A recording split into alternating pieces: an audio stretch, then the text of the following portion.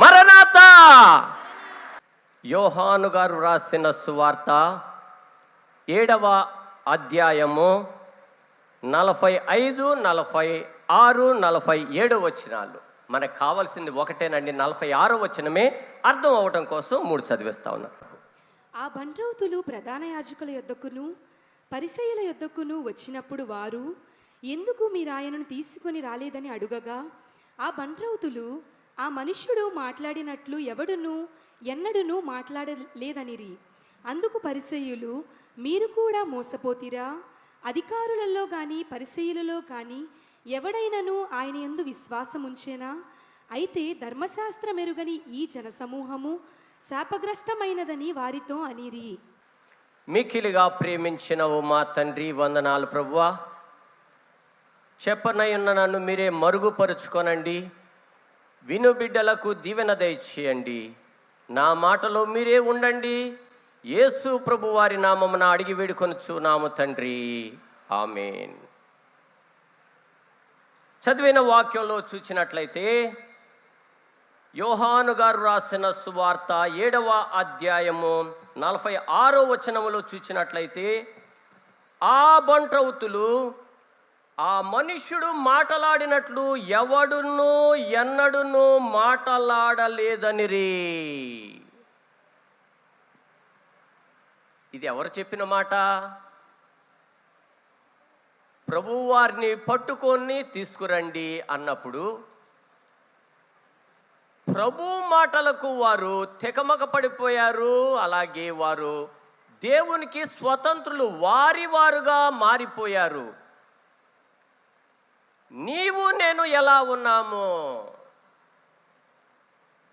లోకములో ఉన్నవారముగానా ప్రభులో ఉన్నవారముగానా, బయటి వారముగానా లోపలి వారముగానా,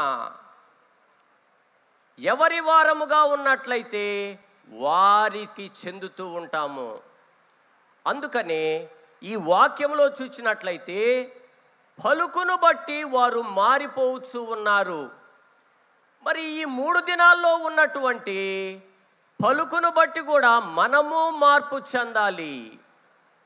లోకాన్ని విడిచిపెట్టి అలాగే ఆయన తట్టు, లోకమును దానిలోని సమస్తమైన ఆశలు నాకు వద్దు, యేసే చాలు, సాతానా నా వెనుకకు పో. దీనిలో ఏమనంటా ఉన్నారు?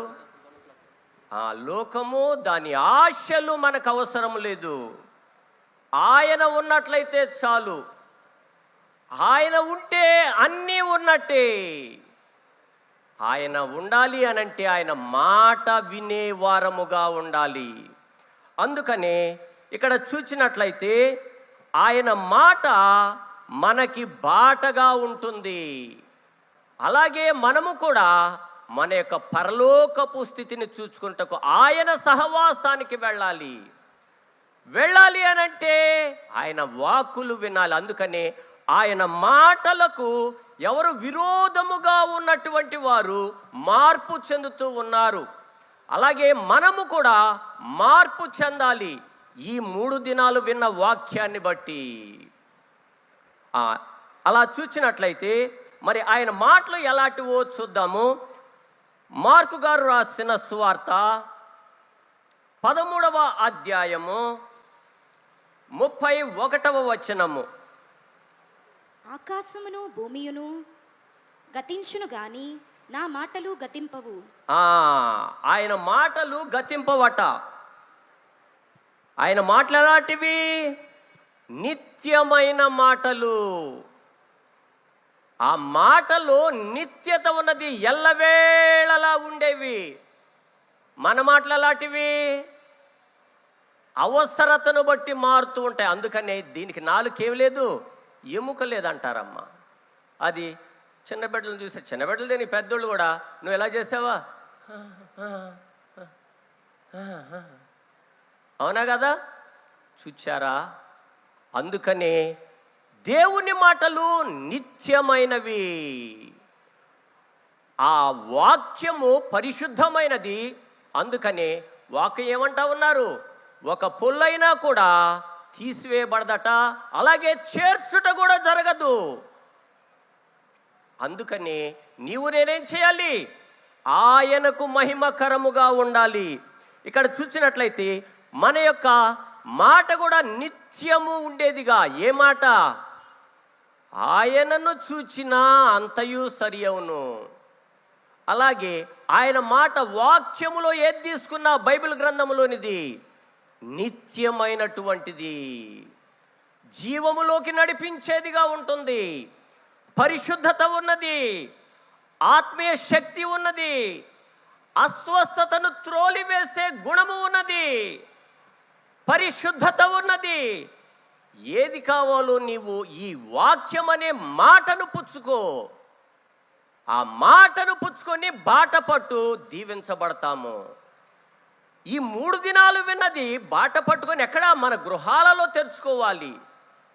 అందుకనే మనము జాగ్రత్తగా ఏ మాట? ఆయనను చూచుట, ఆయన మాటను వినుట. వాక్యము చదువుకున్నట్లయితే మాట వినుట,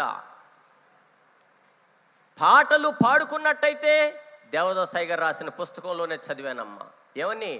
పాటలు పాడుకున్నట్టయితే ఆయన క్రియే, వాక్యము చదువుట ఆయన ప్రభు క్రియే, అలాగే ప్రార్థన చేసుకుంటా, ఇవన్నీ కూడా ప్రభుతో మాట్లాడుకునేవి. అందుకనే నీవు నేను ఈ వాక్కును పట్టుకో. మనం దీన్ని కాదు 200-500 రూపాయలైనా గట్టిగా పట్టుకుంటాం, లేదు 20 రూపాయలైనా గట్టిగా పట్టుకుంటాం. కానీ మాటను, యేసు ప్రభు వారి యొక్క వాక్యాన్ని పట్టుకోలేము. జాగ్రత్త. 3 దినాలు విన్నటువంటి ఈ మాటలను పట్టుకుని బాట పట్టాలి. మన స్థితిని మార్చుకోవాలి. గతి మారుతుంది. అందుకనే నీలో నాలో నిత్యత ఉండాలి. ఆ నిత్యతే దేవుని వాక్ అయి ఉన్నది. అందుకని దేవుని మాటకు ఆ పట్టుకోవడానికి వచ్చినటువంటి వారు విరోధులు ఏమంటా ఉన్నారు?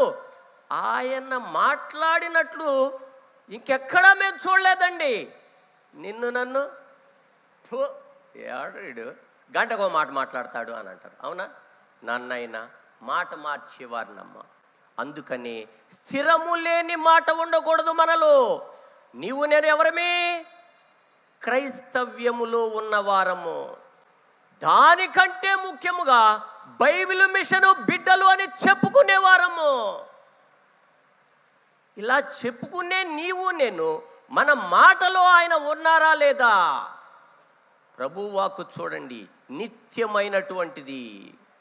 అందుకనే దేవదాసాయి గారి పుస్తకాలు చదువుకున్నా మంచిదేనమ్మా. పెద్ద పెద్ద పాటలు ఉంటాయి, ఒకవేళ రాకపోతే మీరు కొనుక్కొని చదువుకోండి. చదువుకున్నా కూడా అవి లోపలికి వెళ్తాయట. అందుకని మనం ఏం చేయాలి? వీటిని ఉపయోగించుకోవాలి. ఇవి నిత్యమైనటువంటివి. అందుకనే నిత్యత మనలో కూడా దేవుని మాటలు నిత్యము వెలిగించేవిగా ఉండాలి. అందుకనే మనలో ప్రభువులో నిత్యత, ఆయన మాటలో నిత్యము ఉండేదిగా ఉన్నది. మారిపోయేదిగా కాదు, తడబడేదిగా కాదు. జీవితాంతము రాకడ వరకు ఆయన యొక్క వాక్యము ఏ విధముగా వ్రాశారు? పెండ్లి విందులో చేరు వరకు కూడా అన్నీ ఆయన మాటలు దీనిలో ఉన్నాయి. ఆయన వాక్కు మనం వినాలి, ఆయనతో స్నేహము చేయాలి, ఆయనతో కలిసి జీవించాలి. అది నేర్చుకోవడానికి ఈ ఉత్సవాలై ఉన్నాయి. అందుకని ఈ ఉత్సవం లేకపోతే అమ్మా బైబిల్ మిషన్ మనకి కిరీటం ఉండదు. అందుకని ఇవి మనకి ఉత్సవాలుగాను ఒక బంగారు కిరీటముగా కనబడుతూ ఉన్నాయి. అందుకని నీవు నేను ఈ వాక్యము అనే ఆ మాటను పట్టుకోవడానికి వచ్చిన వారు ఏ విధముగా అయితే మార్పు చెందారు, ఇక్కడ మాటలు విన్న నీవు నేను కూడా మార్పు చెంది వెళ్ళాలి మన స్వస్థలాలకు. అలాగే ఇంకా చూసినట్లయితే లూకా గారు రాసిన సువార్త 4వ అధ్యాయము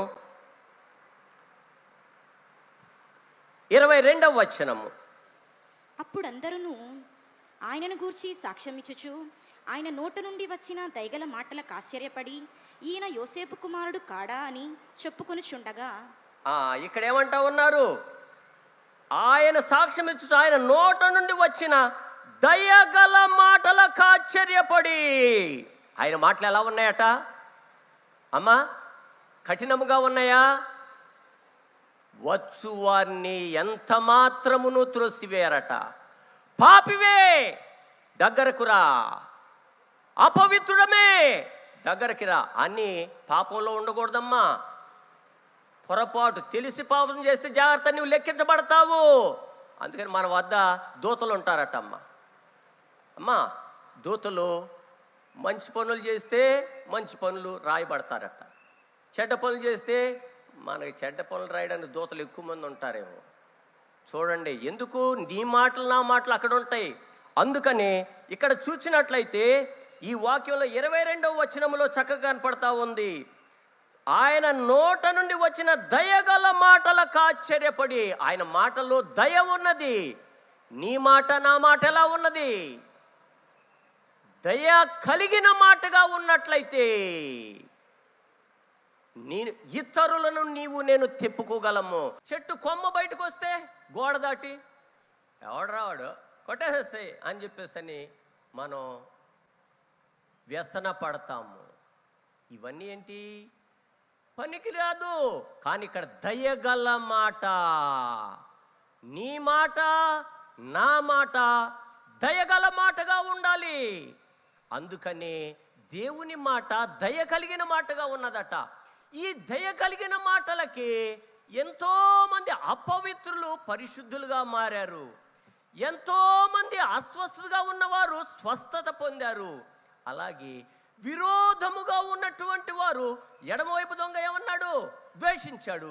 కుడివైపు దొంగ ఏమన్నాడు? ప్రేమించాడు. అలాగే దయగల మాట, ఆ మాట నీవు నేను కూడా దయగలిగినట్లయితే దీవించబడే వారముగా మన ప్రక్క వారిని మనము స్వాధీనము చేసుకుంటాము. అందుకని మన మాటలో దయ, మన క్రియలో దయ. అందుకని దేవుడు మనలో ఉన్నట్లయితే, క్రీస్తు ప్రభు మనలో, మన మాటలో, మన వినికిడిలో, మన నడవడిలో, మన జీవితంలో ఉన్నట్లయితే అదే దేవుని యొక్క ఆలోచన. అందుకని మనము ఈ లోకాన్ని స్వాధీనపరచుకోవచ్చు. అందుకని దయగల మాట, దయగల గుణము, దయగల క్రియ మనలో ఉన్నట్లయితే, అందుకని దయగల మాట, దయగల క్రియ ఆ రెండు ఉన్నట్లయితే మనం స్వాధీనపరచుకోవాలన్నమాట. అందుకని నీవు నేను అలా ఉండాలి. ఇంకా చూసినట్లయితే లూకా గారు రాసిన సువార్త 4:32 కూడా చూడండి. ఆయన వాక్యము అధికారముతో కూడినదై ఉండెను కనుక వారు ఆయన బోధకు ఆశ్చర్యపడిరి. ఆయన వాక్యము అధికారముతో గంభీరముగా ఉన్నదట. కమాండ్, ఎలాగూ శాసించేదిగా. ఎప్పుడు శాసించగలం అమ్మా? ఎప్పుడు శాసిస్తాం? నీవు నేను కొంచెం ఉంటే ఎగిరెగిరి పడతాం. అందుకని తెలుగులో ఉన్నది కదా, ఏమి లేని ఇస్తరాకు ఎగిరెగిరి పడుద్దట, అన్నీ ఉన్న ఇస్తరాకు అణిగి మణిగి ఉంటుంది. మనకేమి లేకపోయినా ఏం చేస్తాం? ఎగిరెగిరి పడతాము. కానీ ఇక్కడ 32లో ఏం చెప్తా ఉన్నారు చూడండి. ఆయన వాక్యం అధికారముతో శాసించేదిగా ఉన్నది. ఇది ఎప్పుడు జరుగుతుంది చూడండి. ఒక్క క్రియమ్మ, ధనం లేకపోయినా, ఆహారం లేకపోయినా, ఇబ్బంది పడ్డా కూడాను ఒక్కసారి నువ్వు ప్రార్థనా శక్తితో ఈ స్థలము నుంచి రోడ్డు మీదకి ఎగిరెళ్ళు. నడిచి కాదు సుమా, పేదరికము కలిగిన వారమే ఎగిరి వెళ్ళే స్థితి కలిగి ఉన్నట్లయితే ధన్యకుడవు. ఆహారము లేకపోతే ఉండలేము.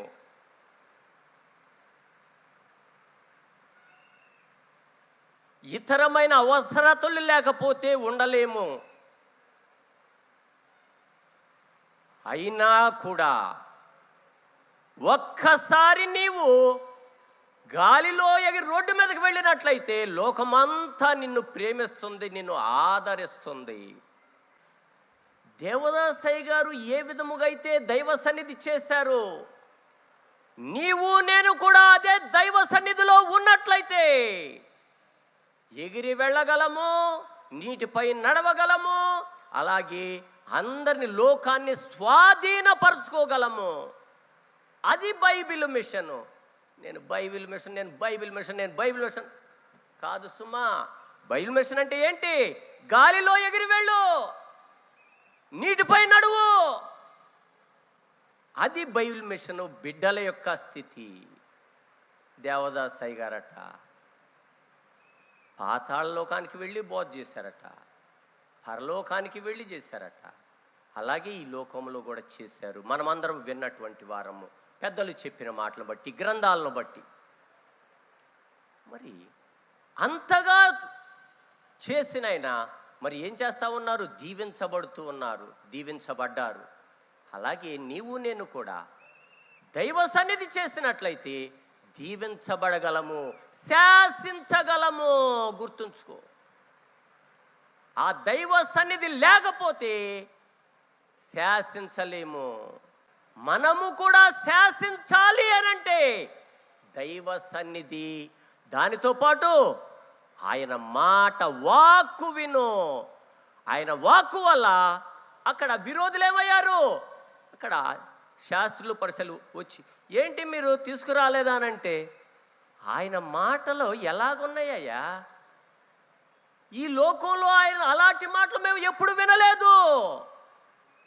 మనకు మన ప్రక్కవారే చెడు అని అంటారు, మన గృహస్థులే మనల్ని చెడు అని అంటారు, మన బంధువులే నన్ను చెడు అని అంటారు. అందుకని ఆ స్థితి వద్దు. పరిశుద్ధ స్థితి కలిగి ఉండాలి. శాసించే గుణము కావాలి అనంటే అలాగే దేవుని క్రియ ఉన్నట్లయితే శాసించగలము. అలాగే చూసినట్లయితే యోహాను గారు రాసిన సువార్త 6వ అధ్యాయము 53వ వచనము. కావున యేసు ఇట్లనెను, మీరు మనుష్య కుమారుని శరీరము తిని ఆయన రక్తము త్రాగితేనే కాని మీలో మీరు జీవము గలవారు కారు. ఇది 6:53 చూసినట్లయితే సంస్కార విందుకు సంబంధించి ఉన్నది.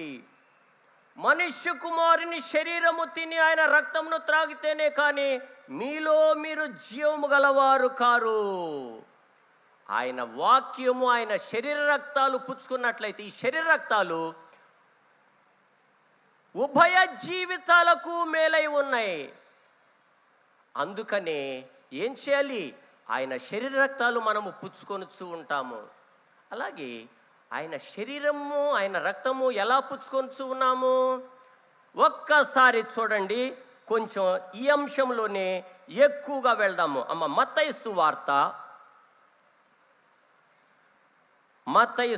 మత్తయి గారు రాసిన సువార్త 17వ అధ్యాయము 27వ వచనం చూడండి. అయినను మనము వారికి అభ్యంతరము కలుగ చేయకుండానట్లు నీవు సముద్రమునకు పోయి గాలము వేసి మొదట పైకి వచ్చు చేపను పట్టుకొని దాని నోరు తెరిచిన ఎడల 1 షెకెలు దొరుకును. దానిని తీసుకొని నా కొరకును నీ కొరకును వారి కిమ్మని అతనితో చెప్పెను. ఈ వాక్యం ఏమనుంది? ఆయన శరీరము, ఆయన రక్తం ఎక్కడ తీసుకుంటా ఉన్నాం మనము? ఈ వాక్యంలోనే చూసినట్లయితే కొన్ని మాటలు కనబడతా ఉన్నాయి. సముద్రము కనబడతా ఉన్నది, గాలము వేట కనబడతా ఉన్నది, మొదట పైకి వచ్చు చేప కనబడతా ఉన్నది, నోరు తెరచుట కనబడుతూ ఉన్నది, షెకెలు దొరుకుట కనబడుతూ ఉన్నది. అది నీ కొరకు, నా కొరకు. కొన్ని మాటలతో వివరించేసుకుందాము. ఇక్కడ సముద్రము అనగా మత్తయి గారు రాసిన సువార్త 17:27లో చూసినట్లయితే సముద్రము అనగా ఈ లోకములోకి యేసు ప్రభు వారు వచ్చుట. అలాగే మరి తల్లి గర్భములో జన్మించారు నీవు నేను ఏ విధముగానో, కానీ ఆయన పరిశుద్ధాత్మ శక్తితో జన్మిస్తూ ఉన్నారు. అలాగే ఆయన ఈ లోకానికి వచ్చి పాపము లేని వారు కాబట్టి ఆయన ఏం చేస్తా ఉన్నారు? నన్ను రక్షించడానికి.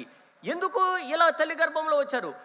ఆయన తండ్రిగానే ఉన్నట్లయితే మనము ఇబ్బంది పడతాము.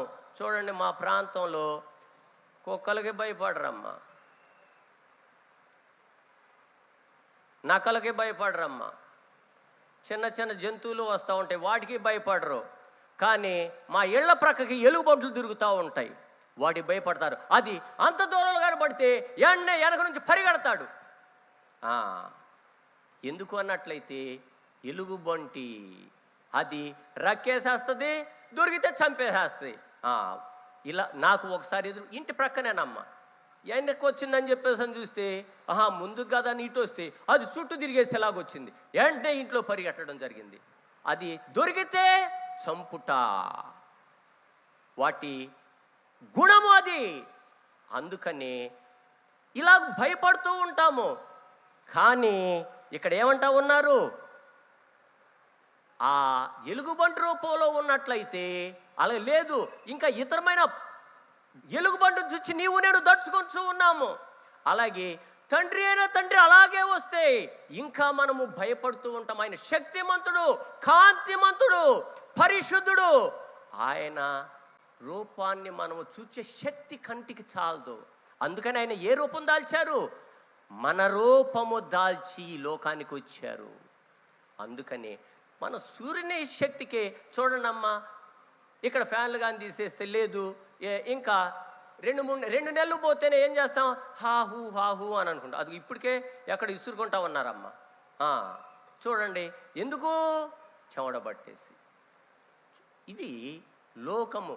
మరి ఆ ప్రభువు అలాగూ తండ్రి రూపముతోనే వస్తే ఆ శక్తి మనకు చాలదు. ఆ సూర్యుని ఆ రశ్మినే మనకి ఏమవుతుంది? పడితే ఉండలేకపోతున్నాము. క్రీస్తు ప్రభువు వస్తే మనం ఉండగలమా? అందుకని నీకు నాకు అలవాటైన రూపంలోకి వచ్చారు ఆయన. అందుకని ఈ లోకములో జన్మించారు. రెండవది గాలము వేయుట.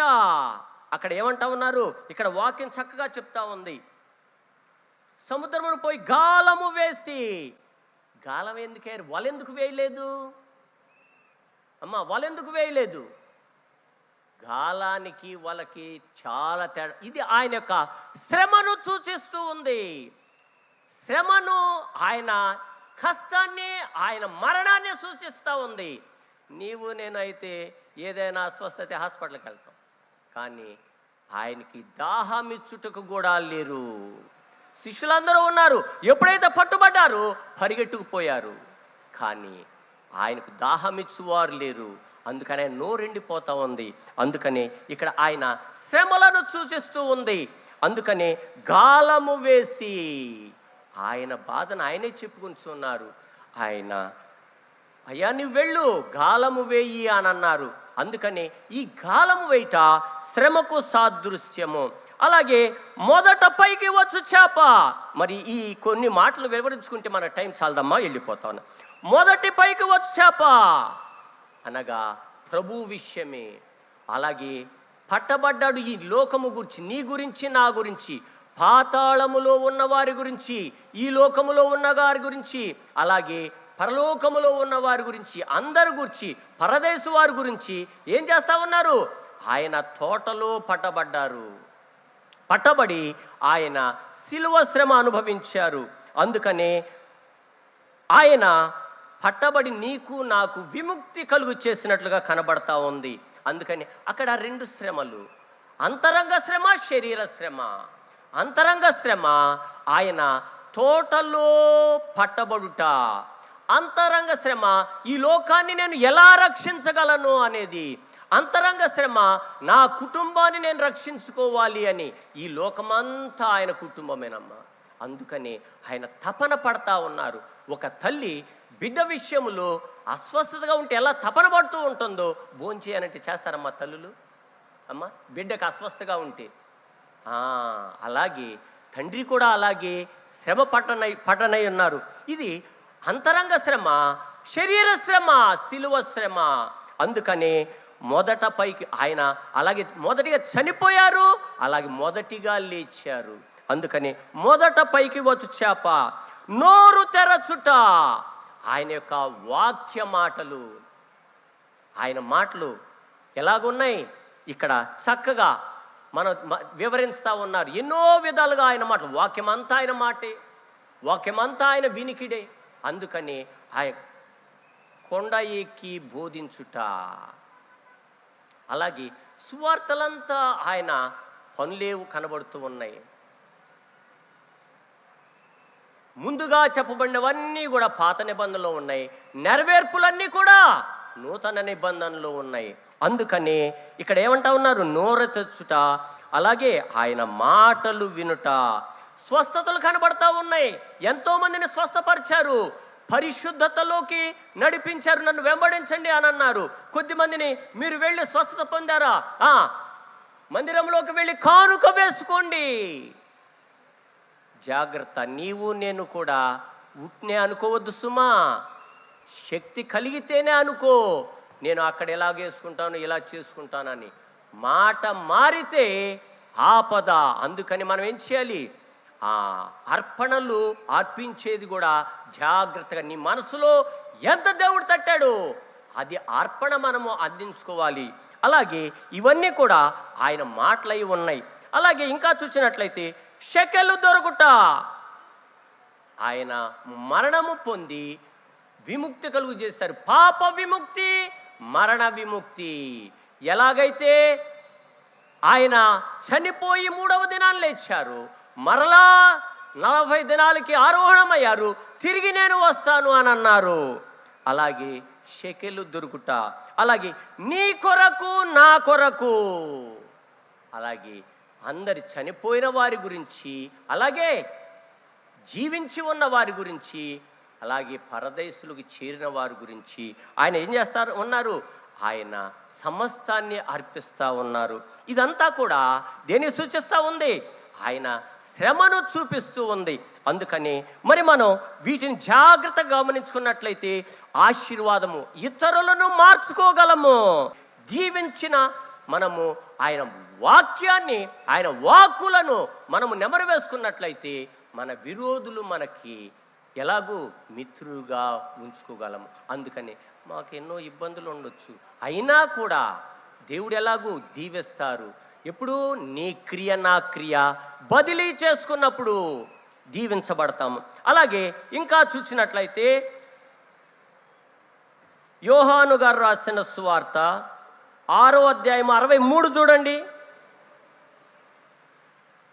6:63. ఆత్మయే జీవింపచేయుచున్నది, శరీరము కేవలము నిష్ప్రయోజనము. అమ్మ చెప్పు. నేను మీతో చెప్పియున్న మాటలు ఆత్మయు జీవమునై ఉన్నవి గాని. చూచారా? ఆత్మయు జీవమునిచ్చే మాటలట. ఆ జీవపు మాట నీకు నాకు అవసరము. అందుకనే ఇంకా చూసినట్లయితే యోహాను గారు రాసిన సువార్త 6:68 చూడమ్మా. సీమోను పేతురు, ప్రభువా, ఎవని యొద్దకు వెళ్ళుదుము? నీవే నిత్య జీవపు మాటలు గలవాడవు. ఆయన మాటలు నిత్య జీవము కనబడుతూ ఉన్నది.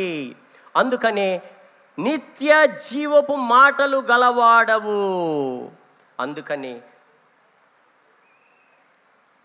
ఏమి కావలే,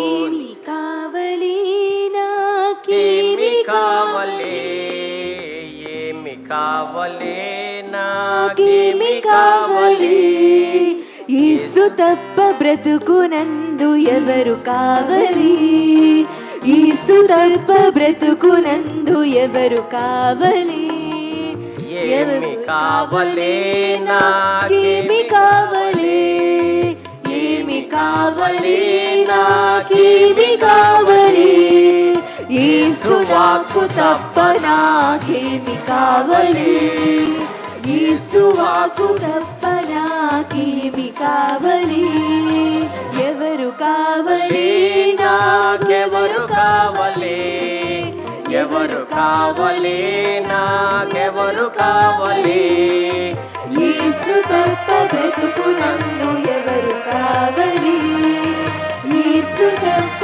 బ్రతుకునందు ఎవరు కావలి. మన బ్రతుకంతా కూడా ఆయన వాక్కు అవసరమై ఉన్నది. గృహములో ఉండు, పని చేసుకో, ఉద్యోగానికి వెళ్ళు, వ్యాపారానికి వెళ్ళు, పొలం కష్టము చేసుకో, గృహములో ఉండు. ఆయన వాక్కును వినికిడిని దగ్గరుంచుకో. జాగ్రత్త కలిగి ఉన్నట్లయితే మనము జీవించబడతాము, దీవించబడే వారముగా ఉంటాము. ఇంకొక చూచినట్లయితే యోహాను గారు రాసిన సువార్త 12వ అధ్యాయము 48. నన్ను నిరాకరించి నా మాటలను అంగీకరింపని వానికి తీర్పు తీర్చువాడొకడు కలడు. నేను చెప్పిన మాటయే అంత్యదినమందు వానికి తీర్పు తీర్చును. ఆయన తీర్పు తీర్చువారు. తీర్పులో నీవు నేను ఎలా ఉన్నామో, అందుకనే ఆయన న్యాయాధిపతి. రేపటి కాల సమయంలో నీవు నేను ఎలాగో దోషిగా ఉంటామా, దీవించబడేవానిగా ఉంటామా, పరిశుద్ధునిగా ఉంటామా, అపవిత్రునిగా ఉంటామా? నీవు నేను జాగ్రత్తగా కొలమానము వేసుకున్నట్లయితే దీవించబడతాము. అలాగే యోహాను గారు రాసిన సువార్త 14వ అధ్యాయము 24 చూడండి అమ్మా. నన్ను ప్రేమింపని వాడు నా మాటలు గైకొనడు. మీరు వినుచున్న మాట నా మాట కాదు, నన్ను పంపిన తండ్రిదే. ఈ వాక్యంలో దైవత్వము గల మాటలు కనబడుతూ ఉన్నాయి. నా మాటలు గైకొన వాడు నా మాటలు, మీరు వినుచున్న మాట నా మాట కాదు, నన్ను పంపిన తండ్రిదే. వాక్యం చదువుకుంటే ఎవరి మాట? తండ్రి మాట విన్నట్టు. అందుకని నీకు నాకు ఆ తండ్రి మాట ఉన్నట్లయితే, ఆ తండ్రి మాటలో దయ ఉందమ్మా, ఆ తండ్రి మాటలో పరిశుద్ధత ఉంది. అందుకని ఈ వాక్కులు, ఈ మాటలు మనం లోపల పెట్టుకొని నడవడి సాగించాలి. అందుకని దీవించబడే వారముగా ఉండాలి. అందుకని మరి ఈ దిన వాక్యంలో చూసినట్లయితే ఆయన పలుకులో ఏమున్నదట? నిత్యమైన మాటలు, చెరగని మాటలు ఉన్నాయి. ఆయన మాటలు కృపగలిగిన మాట ఉన్నది. ఆయన అధికారము గలవానిగా మాట్లాడుతున్నారు. ఆత్మ సంబంధించిన మాటలు మాట్లాడుతూ ఉన్నారు. జీవము ఇచ్చు మాటలు మాట్లాడుతూ ఉన్నారు. ఆయన మాటలో న్యాయము ఉన్నది, న్యాయము తీర్చే మాటలుగా ఉన్నాయి, దైవత్వము కలిగిన మాటలుగా ఉన్నాయి. అందుకని ఇవన్నీ కూడా మన మనసులో ఉండాలి. చివరిగా మరి ఇవన్నీ పెట్టుకొని ఏం చేయాలి? ఒక్కసారి చూద్దాం. చివరిగా అమ్మ, కీర్తనల గ్రంథము 145వ అధ్యాయము, కీర్తనల గ్రంథము 145వ అధ్యాయము 12వ వచనం చూడండి. నీ భక్తులు నీ రాజ్య ప్రభావమును గూర్చి చెప్పుకొందురు, నీ శౌర్యమును గూర్చి పలుకుదురు. ఈ వాక్యంలో ఏమన్నా? నీ భక్తులు నీ రాజ్య ప్రభావమును గూర్చి చెప్పుకొందురు, నీ శౌర్యమును గూర్చి పలుకుదురు. మరి ఈ 3 దినాలు, ఈ సంవత్సరం అంతా మీరు ప్రార్థన చేసినందువల్ల ఇది మహిమకరముగా, దీవెనకరముగా, ఆశీర్వాదకరముగా జరుగుతూ ఉన్నది. అందుకని ఈ భక్తులుగా ఉన్నటువంటి మనమందరము కూడా ఆయన రాజ్య ప్రభావం గురించి చెప్పుకొనుచు బాట పట్టుట, చెప్పుకొనుచు బాట పట్టాలి. ఇంకా నీ శౌర్యమును గూర్చి పలుకుట, దేవుడు చేసిన మేళ్ళు మీరు చెప్పుకోండి. అక్కడ ఇంతగా భోజనాలు జరిగినాయి, అబ్బా మీరేమో కానీ అక్కడికి వెళ్ళిన ఒడిశా, ఛత్తీస్గఢ్కి వెళ్ళిన తర్వాత అక్కడ చెప్పుకుంటారమ్మా, అన్ని బస్తాలు కింటాళ్ళు ఉండారట. ఇన్ని మా వాళ్ళు ఇక్కడ వచ్చుతారు, ఒక పూటను తిరుగుతారమ్మా. వంటలు ఎలా చేస్తున్నారు, ఈ పందిరి ఎలాగేశారు, ఎంతమంది జనం వచ్చారు, ఎలా భోజనాలు చేస్తున్నారు, ఎలా వంటలు చేస్తున్నారు, ఎన్ని కట్టెలు వేశారు, ఇవన్నీ కూడా వారు చెప్పుకుంటూ ఉంటారు. అలాగే ఈ సంవత్సరం అంతా ఏంటి ఇక్కడ ఆయన భక్తులు నీ రాజ్య ప్రభావం గురించి చెప్పుకోండి. ఈ సభల గురించి ఈ సంవత్సరం అంతా చెప్పుకోవాలి. ప్రభువా నీ మాటలు నాలో ఉంచు, నేను జీవించేవానిగా చేయని మనం ఉండాలి. దేవుడు ఈ దినాన ఈ మాటలను, పలుకులను బట్టి నూరంతలుగా ఫలింపజేసి ఆయన వాకుతో నడిపించి వర్ధల చేయనుగాక. ప్రభువా ఇంతవరకు చెప్పిన మాటలను ప్రభువా మీరే వినికిడిలో ముద్రించండి. ఈ సంవత్సరం అంతా ప్రభు వీరు కృతజ్ఞతతో స్తుతి చేయగలిగే కృపద ఇచ్చేయండి. స్తుతులు దీవెనలు ఇచ్చున్న యేసు ప్రభు వారి నామమున వేడుకొంచున్నాము తండ్రి. మరి చిన్నగా ఒక్క పాట పాడుకుందామా. ಒಡಿಸ್ಸಾ ಪ್ರದೇಶ ಬೈಬುಲ್ ದೊಳು ಉಡೈ ಪಾತಕ ನಾನಾ ಧರ್ಮ ಭಾಯಿ ಬೋಣಿ ಮೀಸಿ ಬಾಯಿಕ ನಾನಾ ರಾಷ್ಟ್ರ ಭಾಯಿ ಬೋಣಿ ಮೀಸಿ ಬಾಯಿಕ ಒಡಿಸ್ಸಾ ಪ್ರದೇಶ ಬೈಬುಲ್ ದೊಳು ಉಡೈ ಪಾತಕ ನಾನಾ ಧರ್ಮ ಭಾಯಿ ಬೋಣಿ ಮೀಸಿ ಬಾಯಿಕ ನಾನಾ ರಾಷ್ಟ್ರ ಭಾಯಿ ಬೋಣಿ ಮೀಸಿ ಬಾಯಿಕ ಓ ಪಿತಾ ದೇವಾ ದಾಸೋ ಗುರು ಆಂಬರೋ ದಿಲೆ ये पोरी जोने साधु लोको ओ पिता देवा दासो गुरु आंबरो दिले ये पोरी जोने साधु लोको आकाशटारो प्रभुको कोत प्रकाश कोरिले आकाशटारो प्रभुको कोत प्रकाश कोरिले ओडिसा प्रदेश बाइबल दೊಳು ಒಡೈ ಪಾತಕ ನಾನಾ ಧರ್ಮ ಬಾಯಿ ಬೋಣಿ ಮೀಸಿ ಬಾಯಿಕ ನಾನಾ ರಾಷ್ಟ್ರ ಬಾಯಿ ಬೋಣಿ ಮೀಸಿ ಗಾಯಿಕ ಓ ಅಂಧಕಾರೋ ದೇಶವು ಪರಕೋ ಸೂರ್ಯ ಉದಯ ಹೇಳ ಮೋಕೋ ಓ ಅಂಧಕಾರೋ ದೇಶವು ಪರಕೋ ಸೂರ್ಯ ಉದಯ ಹೇಳ ಮೋಕೋ ಆಂಧ್ರಟಾರು ಬೈಬಲ್ ಮಿಷನ್ ಆಸಿಲಾಮಗೋ ಆಂಧ್ರಟಾರು ಬೈಬಲ್ ಮಿಷನ್ ಆಸಿಲಾಮಗೋ ಒಡಿಸ್ಸಾ ಪ್ರದೇಶ ಬೈಬಲ್ ದೊಳು ಉಡೈ ಪಾತಕ ನಾನಾ ಧರ್ಮ ಬಾಯಿ ಬೋಣಿ ಮೀಸಿ ಬಾಯಿಕ ನಾನಾ ರಾಷ್ಟ್ರ ಬಾಯಿ ಬೋಣಿ ಮೀಸಿ ಗಾಯಿಬಾ